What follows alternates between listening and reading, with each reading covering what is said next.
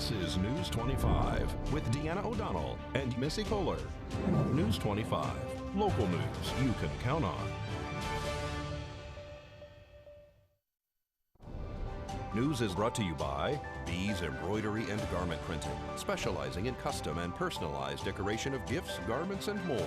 Call 775-727-9444.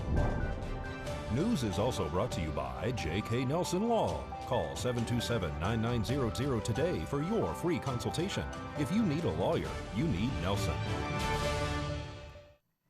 Welcome to News 25. It's Wednesday, August 26th. I'm Deanna O'Donnell. I'm Missy Kohler. We hope you're having a great day, and thanks so much for tuning in. Well, the Nye County Sheriff's Office received a call from White Pine County on August 23rd that a paraglider named James Kiwi Johnson did not complete his trip as planned. Missy Kohler has more. Johnston had lifted off from Shoshone Mountain near Round Mountain on August 22nd with the goal of reaching Wendover, Nevada. After approximately 24 hours of no contact with him, the other two pilots on the ground notified authorities. Nye County Sheriff's Office dispatched a search and rescue team to respond to the area of the last logged GPS coordinates in the northern end of Nye County near 9 Mile Peak. NCSO staff met with Eureka County Sheriff's Office Search and Rescue for a combined effort response as 9 Mile Peak is very close to the county line and within the search area. The coordinates logged showed that Johnson was at an altitude of 14,516 feet and traveling at a speed of 2.49 miles per hour when last logged. 9 Mile Peak area has an altitude ranging from 8,800 to 10,000 feet, consisting of rugged forest terrain. NCSO Search and Rescue deployed to 9 Mile and sent members to the coordinates and searched the immediate area into the early morning with no success. The area was again searched on August 24th during daylight with no success. The area was expanded and searched by both teams from NCSO and ECSO with no success. Both teams withdrew from the area to regather supplies and develop a search plan based on prevailing winds for the time of the GPS log. Civilian Air Patrol began flying the area on August 24th in the afternoon with no success. Reach Medical Service flew the area with a helicopter without success. The State of Nevada Search and Rescue Coordinator has been contacted and has provided additional aircraft for support. The circumstances and condition of Johnston are unknown at this time, and the search is ongoing. A collision between two personal watercraft on the Colorado River Friday has left one woman dead and one man charged with involuntary manslaughter and operating under the influence. The accident occurred on Friday afternoon on a section of the Colorado River near Laughlin, Nevada, when a personal watercraft operated by 35-year-old Samir Hernandez from Los Angeles crashed into the back of another PWC, severely injuring the woman riding on the back. Tammy Lynch, 23 years old from New York, was transported to Western Arizona Regional Medical Center in Bullhead City, where she was declared deceased. Nevada Department of Wildlife game wardens on the scene questioned the operators for both personal watercrafts and found Hernandez to be under the influence. He was placed under arrest and charged with OUI resulting in death, and involuntary manslaughter. Police and fire crews responded to a large brush fire on Blosser Ranch Road last night. Nye County Sheriff's deputies and Pahrump Valley Fire and Rescue responded to a brush fire on Blosser Ranch Road between Barney and Murphy. Responders blocked off the road and extinguished the fire. The cause is unknown at this time. Americans are bracing for Hurricane Laura. Home sales in July jumped. American Airlines has plans to cut more employees and a correction by the FDA commissioner. Angela Miles has the details in today's Business First Brief.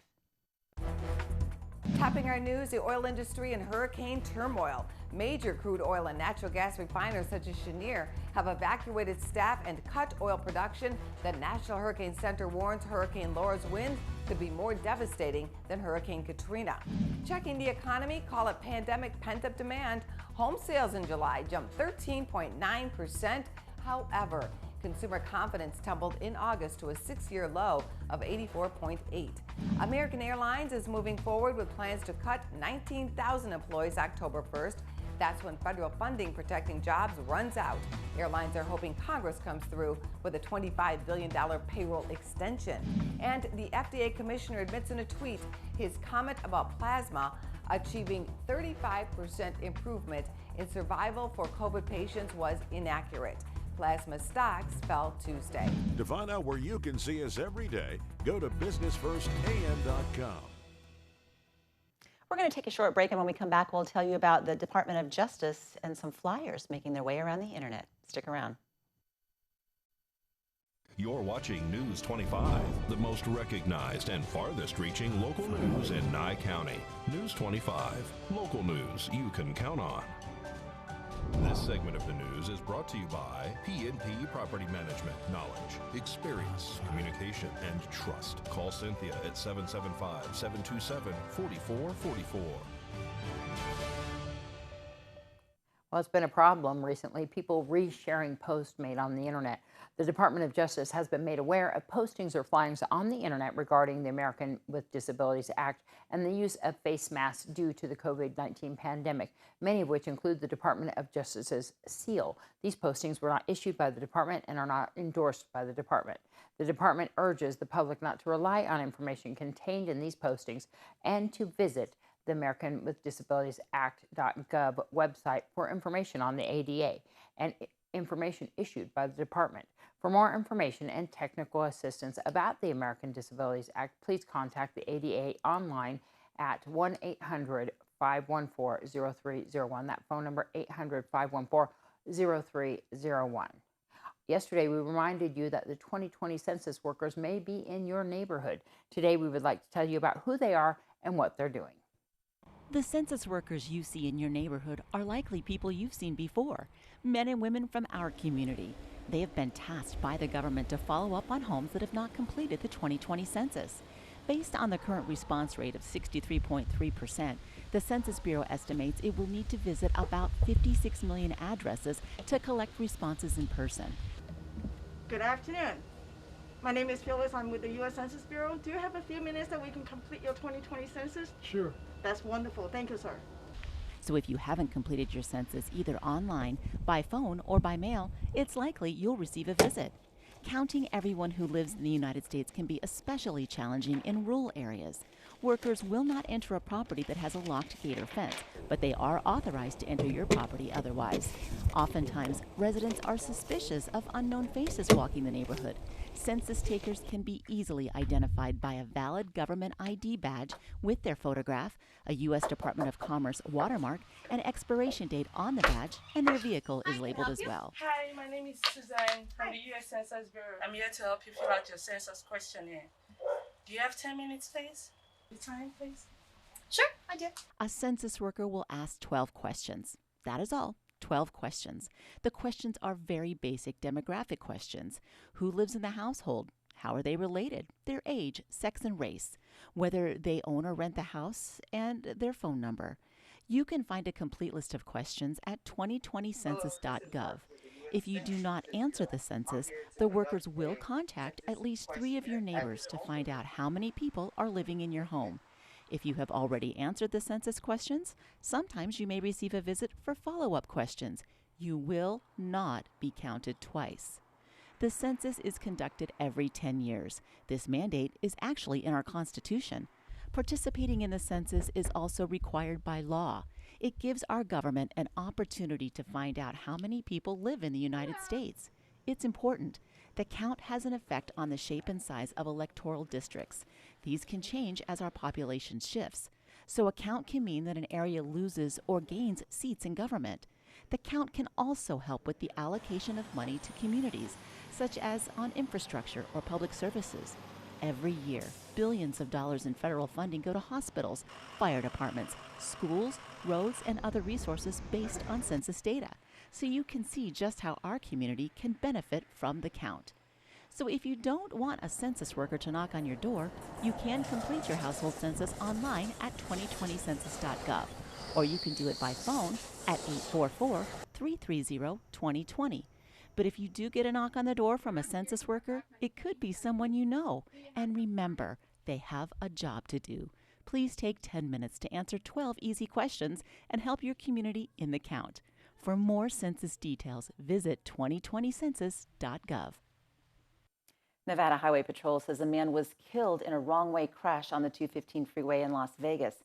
NHP reports that on August 21st at about 11:30 in the evening, they received a report of a fatal crash on the 215 near Tropicana Boulevard.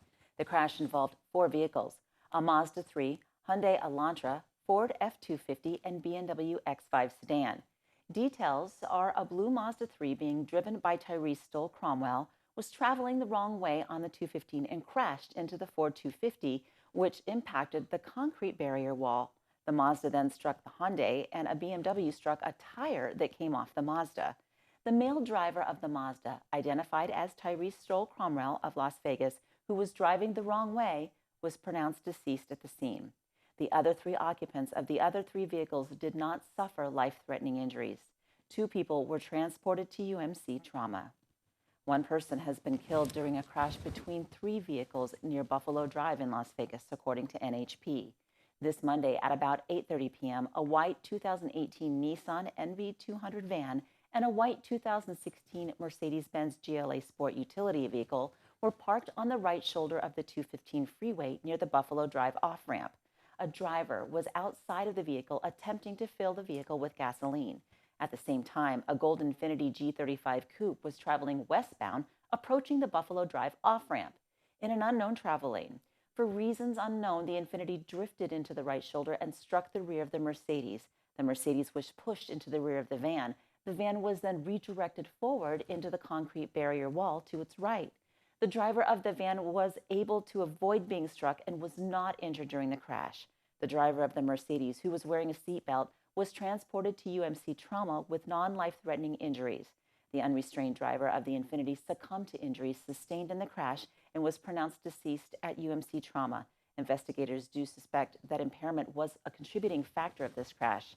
This investigation is ongoing. The driver of the Infiniti G35 has been identified as 28-year-old Adrian Joshua Regaldo of Las Vegas, Nevada.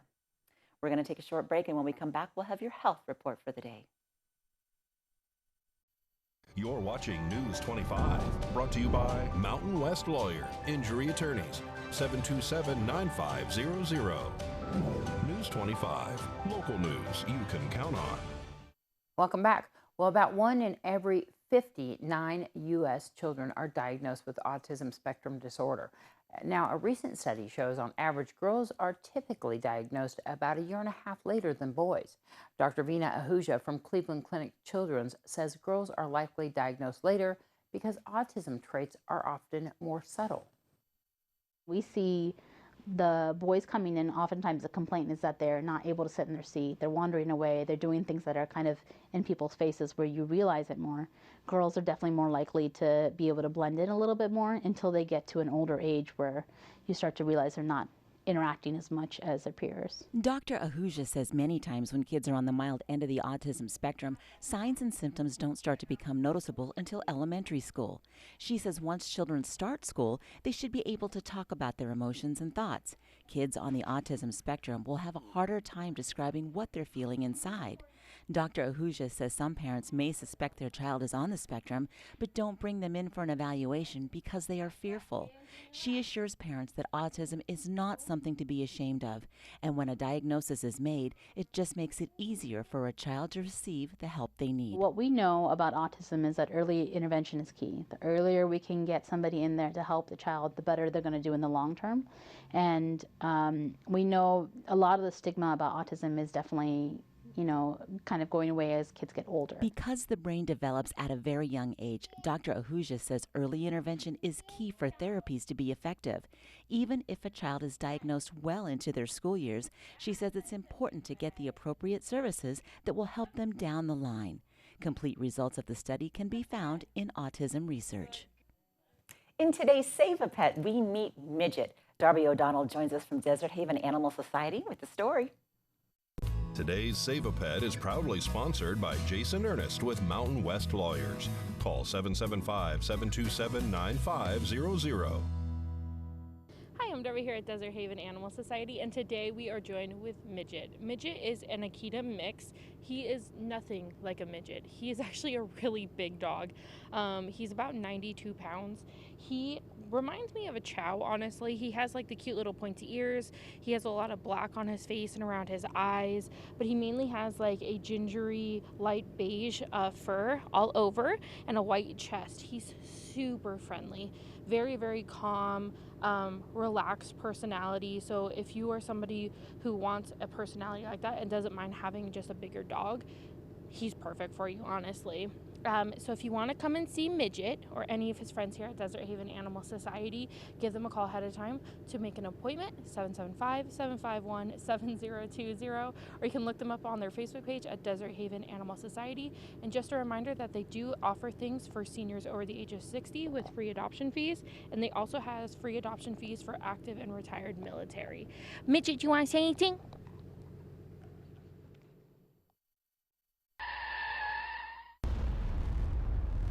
News 25 Weather Cam is brought to you by Lerner and Rowe Injury Attorney's Office in Pahrump. In a wreck, need a check? Call 702-877-1500. Hi, it's John Kohler from KPVM Channel 25 with your weather report live from the Pahrump Valley Speedway. We've got racing action this weekend, 7 o'clock Saturday night. It's going to be gorgeous weather here at the Pahrump Valley Speedway. Coming out, great family entertainment. Just head up Basin. Take a left at the DMV, that's Oyster, and you will find yourself right here where I am standing right now. We'll tell you all about the weather you can look forward to on your racing Saturday night when we return. News 25 weather is brought to you by Dairy Council of Nevada. The splash of cream in your coffee, the dollop of sour cream on your burrito, the melted toasty cheese on your pizza. Undeniably delicious, undeniably dairy. Enjoy what's real. Good evening, Nevada. I'm John Kohler from the KPVM Channel 25 Weather Studios. Here's your scores and highlights from weather around the state as we head north to Fernley. 91 degrees was your high today.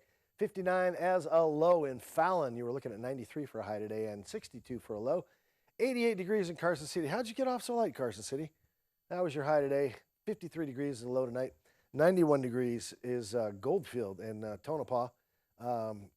Checking in 91, 93 degrees for a high. As we head south, of course, it's heating up a little bit. If you look at Amargosa, 102 degrees, 106 degrees. Yeah, it's getting there. And Las Vegas, 110 degrees was your high today, 82 for a low. Kid stuff compared to Death Valley, of course. You always want to look at the bright side of things. It's worse elsewhere. You could be in Death Valley. 118 degrees was your high today in Death Valley. 87 degrees will be your low tonight. Let's take a look at some of the local weather, shall we? 102 degrees currently is what we have here in beautiful Pahrump. 104 was our high today, so it's cooling off a little bit, and it'll head into the evening nicely. A little south-southwest wind, 14 miles an hour. Not specifically a good time to be launching fireworks into the desert with the wind kicking up. It's going to feel good, but just, take it easy on that fire danger. It does present a danger when the winds are out and about. Your humidity at 10%, yeah, it's kind of dry. Sunrise this morning at 6:11 a.m., and it was gorgeous out in front of Casa Kohler as the sun rose this morning, and we'll look forward to the sunset this evening at 7:18 p.m. A little bit more humidity in the air, 15%. Yeah, it's getting a little bit damper. I can see it on me. Look at this. Yep, there's your humidity index, 15%, and the winds out of the southeast at 11 miles per hour. As we head into the week, oh my gosh, look at this. Thursday, Friday, Saturday, 100-degree weather as we extend out throughout the week. It's going to cool off just a titch, about 5-6 degrees as we head towards Monday, Tuesday, Wednesday, with highs in the high 90s, at least not in the hundreds. And the lows in the evening, pretty pleasant, 76, 70, 69, 70, 60. Yeah, we'll say average 71 degrees is your evening temperature as things cool off here in Pahrump. And that's your weather forecast from the KPVM Weather Studios, Channel 25. I'm John Kohler. Thanks so much, John. Yeah, Pahrump Valley Speedway this weekend. Come on by. The gates open at 6. The races start at 7. It's fun for the whole family. Also, this weekend, the neighborhood cleanup is happening, and that's Pahrump Neighborhood Cleanup. It's going to be at 8 a.m., beginning at the Bob Roode Community Center on the corner of Basin and Highway 160. Come out. We're going to pick up some trash. So much fun. We have a pizza party afterwards and everything. And it's fun picking up trash. And, we provide bags and water and stuff. And we'll be cleaning up until approximately 11 a.m. So we're just going to pick an area. And if you have any kind of truck or trailer, we pick up shopping carts and return them to their owners. Nice. Nice. So, yeah, for more information on that, go to the Pahrump Neighborhood Cleanup's Facebook page, or you can give a phone call, 775-299-9992. We want to see you guys there, as many people as we can get. But we also have a car seat event coming up, and that is going to be on September 5th from 9 until noon. It's a good idea to have your car seat checked. Have you got it installed correctly? Are you sure? Double check that. Grandparents, if you're hauling around your grandkids, a good idea to get yours checked as well. If you want more information on the car seat safety checkup, just call 775-727-9970, extension 236. It only takes a few minutes for them to look in your car, make sure that the warranty is still on your car seat, that it's not expired, that it's not an old car seat past its prime. Just, better to be safe, because car seats do save lives. And that's going to happen at Front Valley Auto Plaza on September 5th, actually. And so come on by. We'll have more in the coming days on that. Such a great event. I'm so glad it's back. It's important. It is important. They're also giving out free car seats, and they are limited availability. But come on by. Find out more by calling Night Communities Coalition. Well, that's going to wrap up this edition of News 25. I'm Deanna O'Donnell. I'm Missy Kohler. Thank you so much for being with us tonight.